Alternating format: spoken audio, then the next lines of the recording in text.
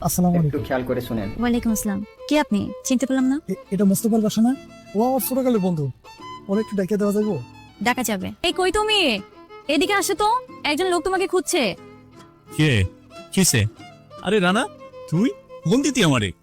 আমি ফোন দেবো কিভাবে? আরে আমার কাছে তো ফোন নেই। ফোন নাই কি বলিস? তো আমার ঠিকানা পেলে কি করে? তোদের বাড়িতে গেছিলাম, পরে খালা থেকে ঠিকানা লিখে নিয়ে আসছি, খুঁজতে খুঁজতে আসলাম আর কি তোর এখানে। ও আচ্ছা আচ্ছা, তো তোর এই অবস্থা কেন? আয় ভিতরে আয়, আমার ছোটবেলার বন্ধু। আমি অনেক নিরুপায় হয়ে তোর কাছে আছি। কি কর? আমাকে সাহায্য করে না, সবকিছু নদীতে ভাঙে নিয়ে গেছে। আমি একদম নিঃস্ব হয়ে গেছি রে বন্ধু। 3 বেলা 3 মুঠো ভাত খাবো, বউ বাচ্চা নিয়ে, সেই উপায় আমার নেই বন্ধু। আমি শুধু গাড়ি ভাড়াটা নিয়ে আইছি, আমার কাছে একটা টাকাও নাই। তুই আমার একটা কাজের ব্যবস্থা করে দে, আর টাকা না উপার্জন করা পর্যন্ত বন্ধু তুই আমার একটু চালাবি। আরে পাগল, তুই এইভাবে কথা কস কেন? তোর কাজ করার ব্যবস্থা আমার মতো একটা হয়ে যাবে। আর যতদিন যাবত